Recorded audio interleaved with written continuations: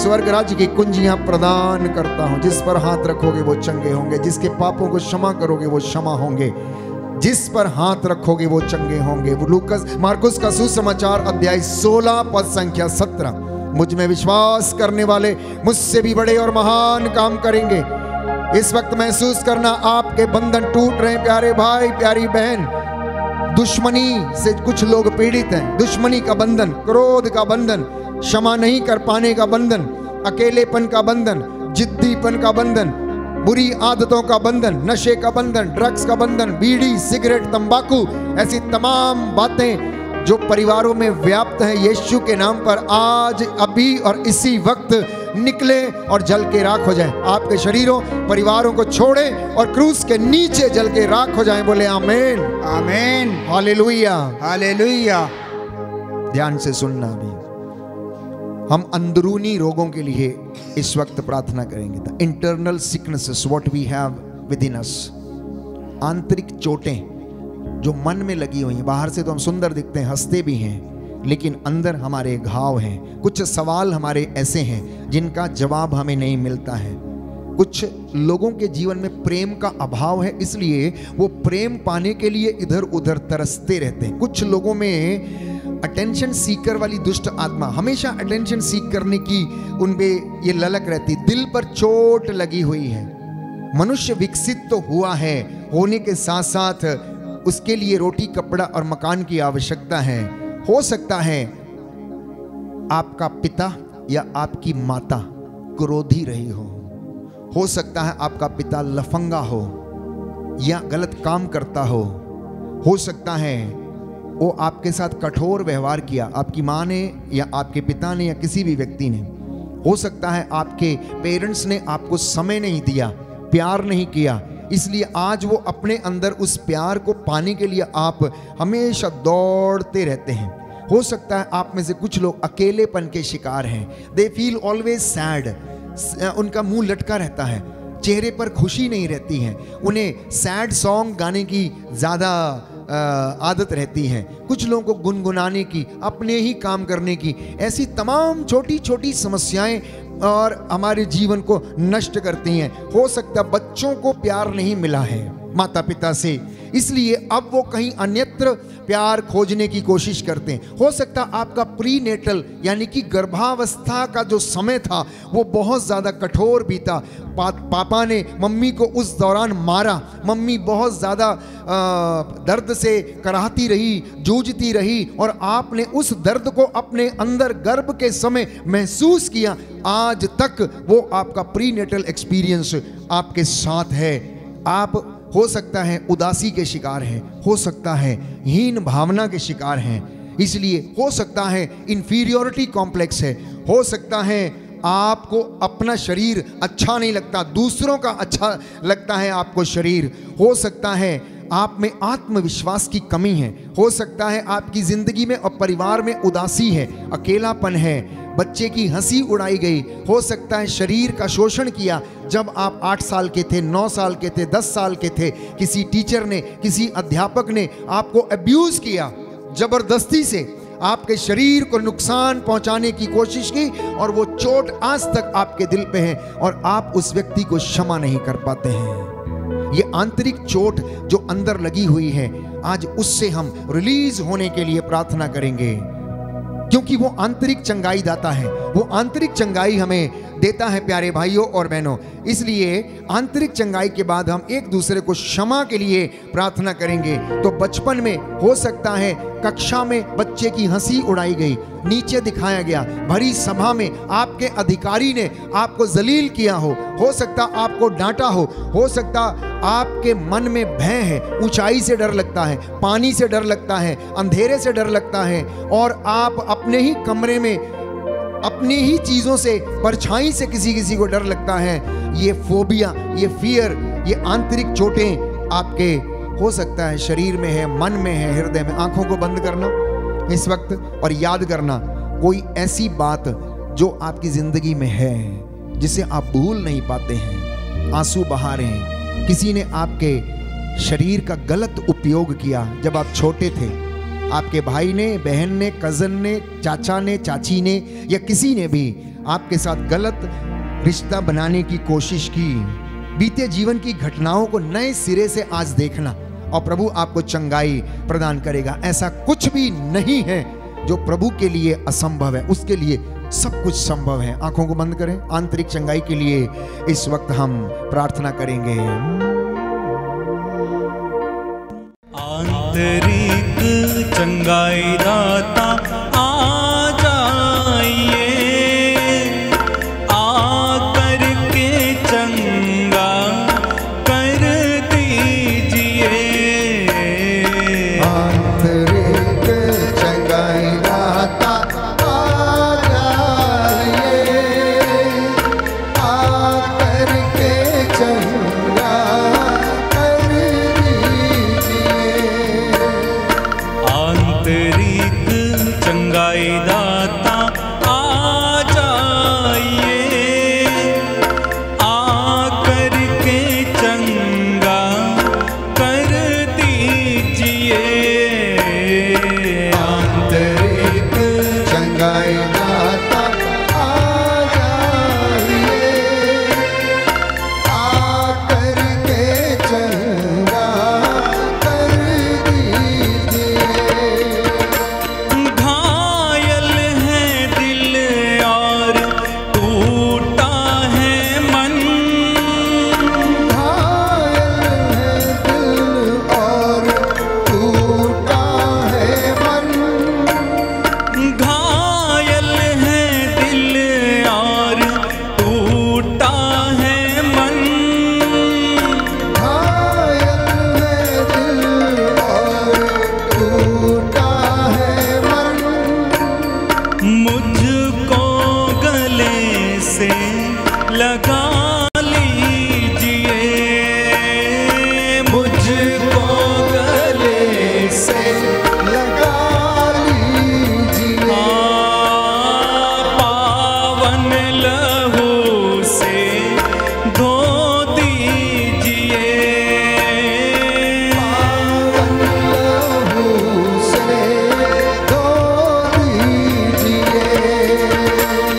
आंतरिक चंगाई दाता आ जाइए, प्रभु की ओर आकर के चंगा कर दीजिए हो। आंतरिक चंगाई दाता आ जाए। प्रभु की ओर हाथ बढ़ाते हुए आकर के चंगा कर दीजिए। आंतरिक चंगाई दाता आ जाइए, आकर के चंगा कर दीजिए। आकर के चंगा ओ, आकर के चंगा कर दीजिए। आकर के चंगा कर दीजिए। दोनों हाथों को सीने पर लगाएं, आंखें बंद रखें, उन घटनाओं को याद करें जिनसे आपको बहुत दुख मिला है, जिनकी वजह से आप बहुत ज़्यादा आहत हुए हैं, जिनकी वजह से आज आपको लज्जा आती है। जब आप वचन सुनते हैं तो वचन आपको काटता है और आप अनायास ही आंसू बहाने लगते हैं। वो आंसू यूं ही बहते जाने दीजिए। याद रखिए, आत्मा हमारी अस्पष्ट आहों के द्वारा प्रार्थना करता है। Allow the Holy Spirit to pray for you, allow the Holy Spirit to pray for you. Let the word of God penetrate your heart and mind and soul.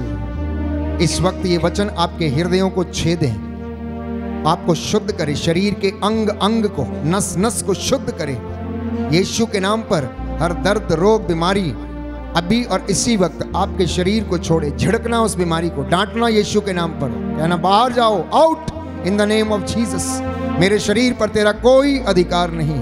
और गलती की है तो माफी मांगना, क्योंकि प्रभु ने कहा जो इस मंदिर को नष्ट करेगा मैं उसे नष्ट कर दूंगा। अपने शरीर की पवित्रता को बनाए रखना, मन आत्मा हृदय की पवित्रता को बनाए रखना। ये शरीर प्रभु का है, ये शरीर ईश्वर का मंदिर है, ये शरीर में वो रहता है। हम चुने हुए लोग हैं, पवित्र की गई प्रजा हैं, हमें उसने बुलाया है। प्यारे भाई प्यारी बहन, मैं देख रहा हूँ आप में से बहुत सारे लोग यूं ही आंसू बहा रहे हैं, यूं ही आंसू बहा रहे हैं। ये पवित्र समय है, आंसू बहने दीजिए। आपके आंसू बहते जाएं, नदी की तरह रुके नहीं। आपकी सुख शांति उमड़ती जाएगी और उषा की तरह आपकी ज्योति चमकेगी। आज ये पवित्र समय है प्यारे भाई और बहनों। इस वक्त विशेष रूप से एक दूसरे को क्षमा करने की धर्म विधि हम संपन्न करेंगे। अब जितने भी लोग यहाँ मेरे सामने हैं, एक दूसरे की तरफ मुंह करके खड़े हो जाएं। फादर हो, सिस्टर हो, लोग धर्मी हो, लुक एट ईच अदर। आमने सामने देखिए। एक व्यक्ति सामने घुटना टेक ले और दूसरा उसके सिर पर हाथ रखें। हम पूरे फैमिली ट्री के लिए, उसके शुद्धिकरण और पवित्रीकरण के लिए इस वक्त प्रार्थना करेंगे।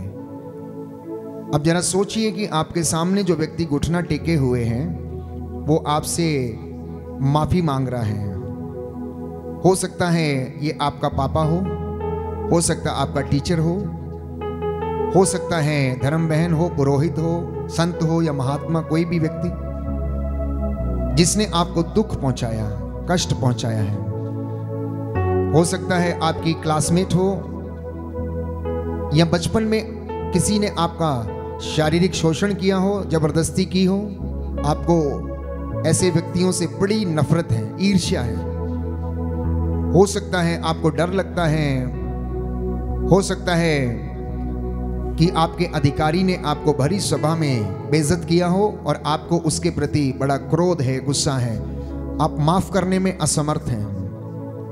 हो सकता है आपके पेरेंट्स बड़े कठोर थे, हो सकता है उन्होंने आपको समय नहीं दिया है, हो सकता है किसी अनजान व्यक्ति ने आपको गाली दी जिसको आप नहीं जानते थे भीड़ में। हो सकता है कई ऐसी बातें जो आप अपने मन में अभी तक रख के बैठे हैं। हो सकता है आपका पिता बहुत शराब पीकर घर में आता था, मारपीट करता था आपसे, मम्मी से, पापा, सबसे।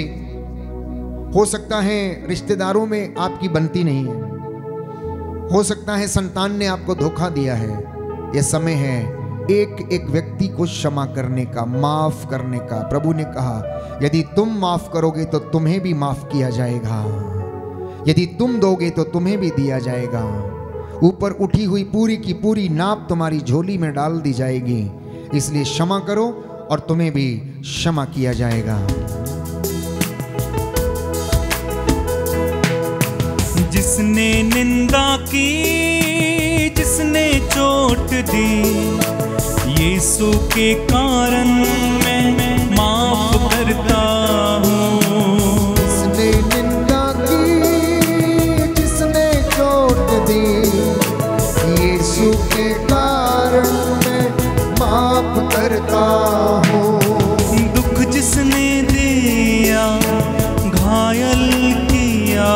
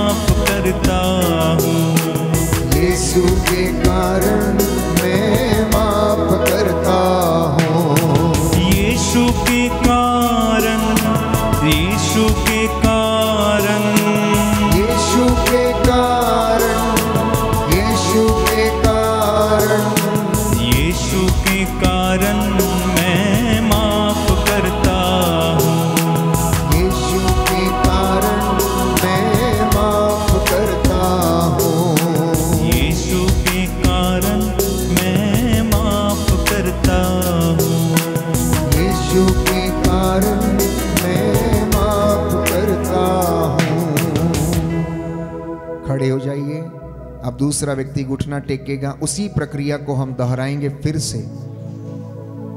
घुटना टेक नहीं सकते तो खड़े भी रह सकते हैं, कोई प्रॉब्लम नहीं है। हम उसी प्रक्रिया को दोहराएंगे। प्यारी बहन याद करो, जिन व्यक्तियों को आपसे शिकायत है, जिन्होंने आपको धोखा दिया, जिन्होंने आपके दिल में चोट मारी, जिन्होंने आपके साथ बेवफाई की है, जिन्होंने आपको लूटना चाहा, जिन्होंने आपको तंग किया, गाली दी, बहुत सारी ऐसी बातें जो आपके दिल में चोट लगी हुई है। आप जब भी उस चोट को याद करते हैं तो आप आग बबूला हो उठते हैं और आप क्षमा नहीं कर पाते हैं। आप जरा सोचिए कि वो व्यक्ति आपसे क्षमा मांगने की कितनी कोशिश कर रहा है, पर ऐसा संभव नहीं हो पा रहा है।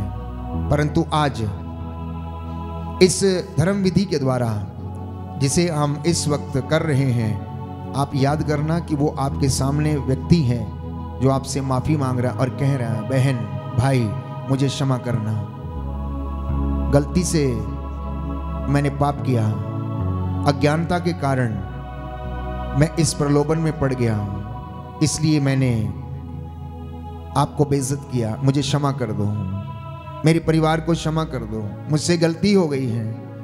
प्यारी बहन, प्यारे भाई, मैं आपके सामने नतमस्तक हूं, यीशु के नाम पर मुझे क्षमा करना, क्षमा करना प्रभु से कहना, क्षमा करना प्रभु से कहना। नाकेदार के जैसे छाती पीट पीट कर उसने कहा, मुझ पापी पर दया कर, मुझ पापी पर दया कर, मुझे क्षमा कर।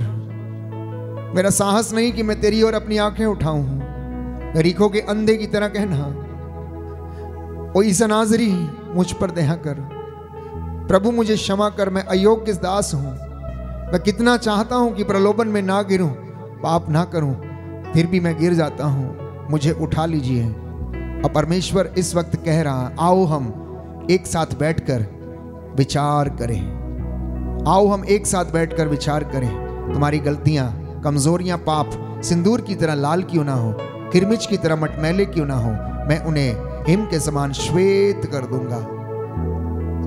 प्यारी बहन, प्यारे भाई, जिनसे आपको शिकायत है, सोचना कि वो आपसे माफी मांग रहे हैं। ये रिश्ता बहुत प्यारा है, इसको तोड़ना नहीं, प्रभु के साथ उस रिश्ते में बने रहना, प्रार्थना करना और क्षमा करना। बहकाने वाली मोह माया को यीशु के कारण मैं त्याग देता हूँ।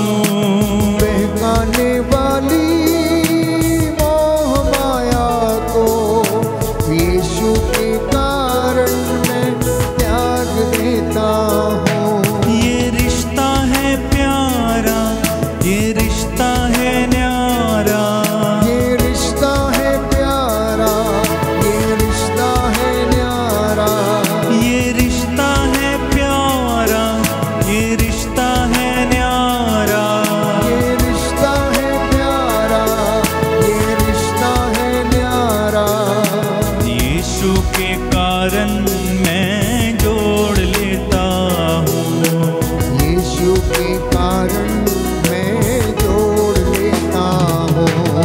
यीशु के कारण, यीशु के कारण, यीशु के कारण, यीशु के कारण, यीशु के कारण मैं माफ करता हूँ, यीशु के कारण मैं माफ करता हूँ। यीशु के कारण मैं माफ करता हूँ, यीशु के कारण मैं माफ करता हूँ। खड़े हो जाइए, पवित्र वेदी की ओर दृष्टि दौड़ाइए। यह पवित्र समय है, प्रभु ने आपको क्षमा किया है। यदि आपने अपने भाई या बहन को क्षमा किया है, मैं अपने पुरोहित भाइयों को यहाँ आमंत्रित करता हूँ कि वे आएं। आप लोग दोनों हाथों को जोड़ना, सिरों को झुकाना, वो मेरे साथ मिलकर दाहिना हाथ आपके ऊपर बढ़ाकर इस वक्त आपके लिए प्रार्थना करेंगे और प्रभु आपको आशीष दे। जो भी आपने आज वादा किया है प्रभु से, बाहर जाके उसको एग्जीक्यूट करना, चरितार्थ करना। प्यारे भाई और बहनों, हालेलुया, हालेलुया, हालेलुया, हालेलुया। प्रियजनों, there is power in forgiveness. There is power in forgiveness. And if you want inner healing, you need to forgive. You need to remember. You need to wash out the old memories. इसलिए हमें पुराने जीवन को पीछे छोड़ना, पिछली बातों को भुलाना, ताकि परमेश्वर आपकी और मेरी जिंदगी में नया काम करे और वो नए सिरे से करे। इसलिए मैं और मेरे पुरोहित भाई दाहिना हाथ बढ़ाकर आपके लिए प्रार्थना करने जा रहे हैं। दया करने वाले, चंगा करने वाले यीशु राजा, तेरे पाक पवित्र सामर्थी लहू से इन बच्चों को प्रभु अभिषेक कर दे। इनकी शरीर की नसों में तेरा पवित्र लहू दौड़ने दे। रूपा का मसा और ताजा अभिषेक इन पर उतरे। हम तेरे दास मूसा के जैसे हाथों को उठाकर मध्यस्थता करते और इनके लिए प्रार्थना करते हैं। इनके जीवन में जो कमी घटी है प्रभु आप जानते हैं, उसे पूरा कीजिए। तेरे पवित्र सामर्थी वचनों के द्वारा इनका उद्धार कर। यदि तू हमें स्वस्थ करेगा तो हम स्वस्थ हो जाएंगे, यदि तू चंगा करेगा तो हम चंगे हो जाएंगे। अब बहुत हुआ, अब हमारी परीक्षा ना ले। शरीर की सूखी नसों और सूखी हड्डियों में तेरा बल आ जाए, तेरा पवित्र लहू बहने दे। तेरी ये बेटियां जो सेविकाएं बनने जा रही हैं, तेरी सेवा करने के लिए तत्पर हैं। और ये दंपति जो यहाँ पर मौजूद हैं, नौजवान बेटे और बेटियां, हे प्रभु इन्हें क्षमा करने की कृपा कर। Hallelujah, hallelujah, hallelujah, hallelujah. तेरे पाक पवित्र सामर्थी लहू से बदरूहों के लश्करों को तंत्र मंत्र, जादू टोना, ओझा ओझाई, ऐसी तमाम बातें, काला जादू यीशु के नाम पर काटते हैं, कैंसिल करते। तेरे इन बच्चों के जीवन से इन पर दया करने की कृपा कर। इनके आटा गूंदने की परात को आशीष दे। इनकी भेड़ बकरियों के बच्चों को आशीष दे। इनके नाती पोतों को आशीष दे। इनकी बुलाहट में तेरा ताजा अभिषेक उतरे। इनकी संस्थाओं को ब्लेस कर, हमारी पल्लियों को ब्लेस कर, लोक धर्मियों को ब्लेस कर, सभी धर्म पुरोहितों को और धर्म बहनों को, धर्माध्यक्षों को और हमारे जितने भी धर्माधिकारी आशीष प्रदान कर।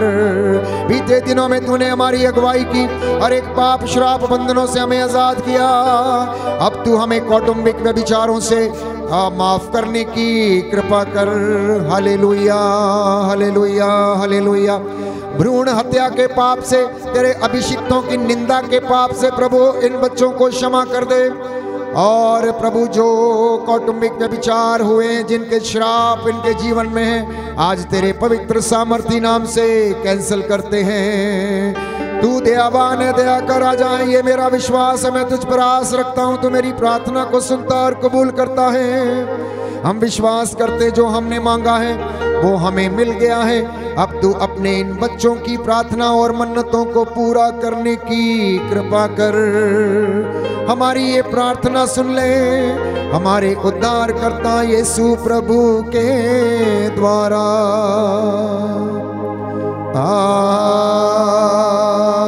आमीन, आमीन, आमीन।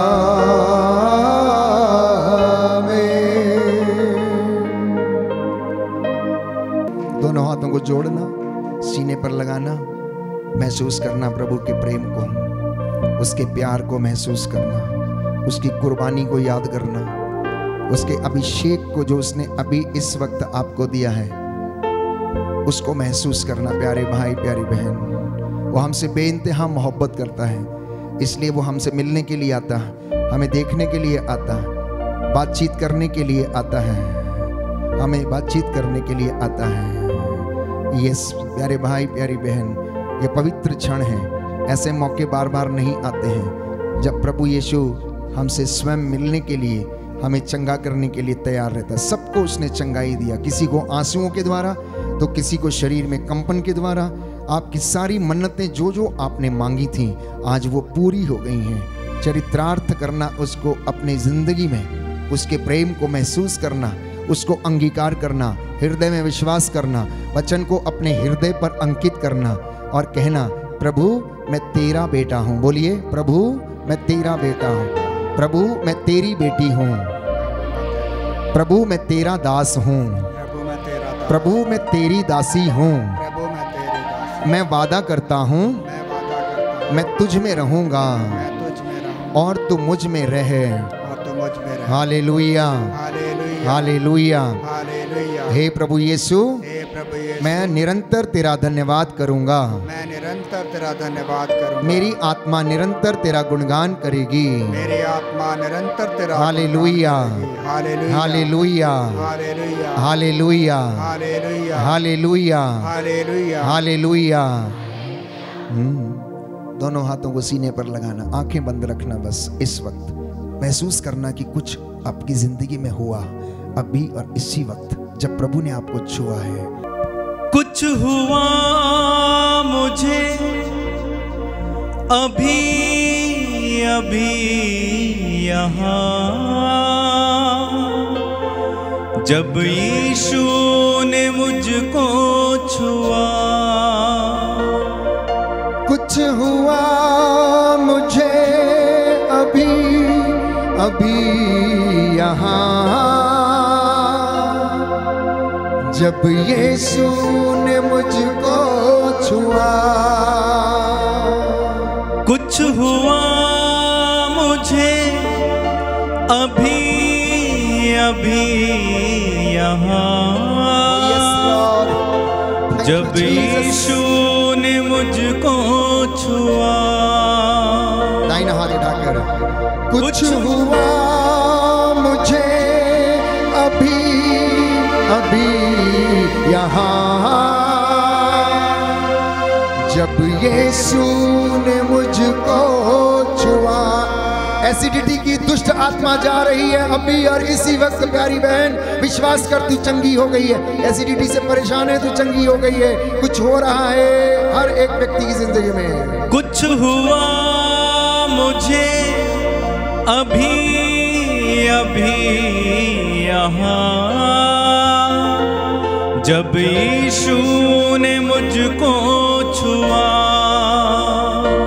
कुछ हुआ मुझे अभी अभी यहाँ,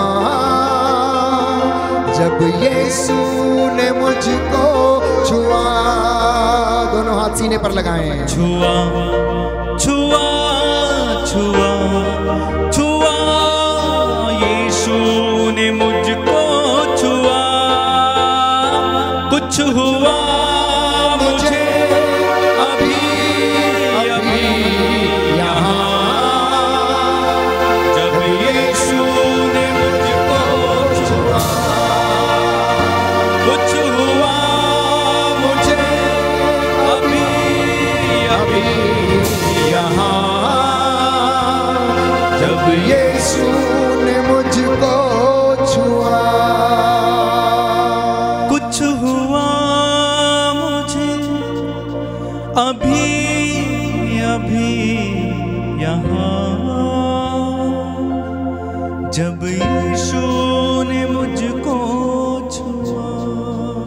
महसूस करना कि आपकी जिंदगी में क्या हुआ।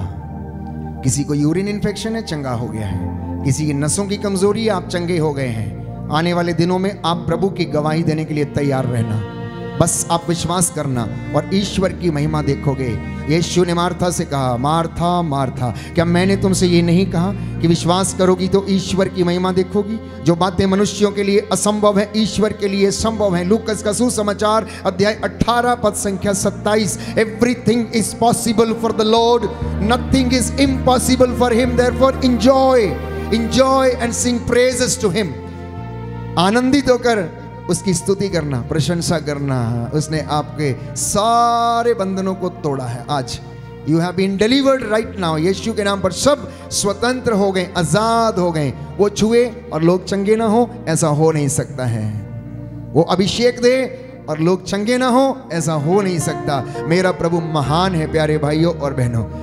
वो सृष्टि करता, जीवन दान देने वाला, चंगा करने वाला, उद्धार करता परमेश्वर है। इसलिए घुटना टेक कर साष्टांग प्रणाम करना प्यारे भाई प्यारी बहन। वो हमारे बीच में आया, उसने हमें चंगा किया, आनंदित किया, वचन सुनाया, माफ किया। ये समय है उसके आशीर्वाद को ग्रहण करने का। जैसे आप घरों में निकलते समय बड़ों का आशीर्वाद लेते हैं, इस वक्त हम परम प्रधान यीशु, इस वेदी पर विराजमान सच्चा जिंदा खुदा, जीवितों का परमेश्वर, आदि अंत, अल्फा ओमेगा, प्रथम और अंतिम, जिसके अधिकार में भाग्य, मृत्यु, जीवन सब कुछ है। वो आपको ब्लेस करे, उन्नति प्रदान करे। परमेश्वर ने मूसा से कहा, हारून से कहो कि अपने बेटों से कहे कि इजरायलियों को इस प्रकार आशीर्वाद दिया करे। शांति का परमेश्वर आपको शांति दे, उन्नति का परमेश्वर आपको उन्नति प्रदान करे, और वो सामर्थी प्रभु आपके आगे आगे चले और आशीर्वाद प्रदान करे। इस महान संस्कार को संपूर्ण रूप से प्रभु को हम धन्यवाद दें और उसका आदर करें।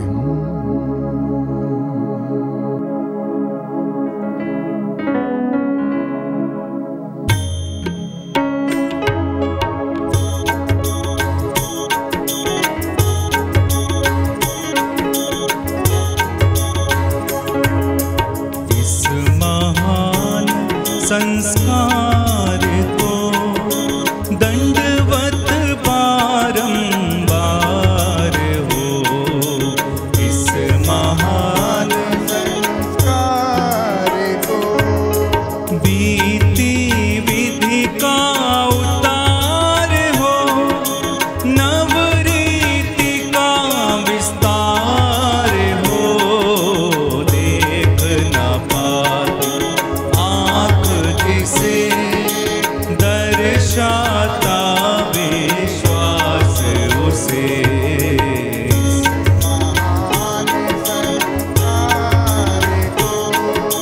पिता और पुत्र ईश्वर को महिमा गान निरंतर हो, उन्हीं से प्रस्तुत आत्मा को संग सम्मान स्तुति सदा हो, इस महान संस्कार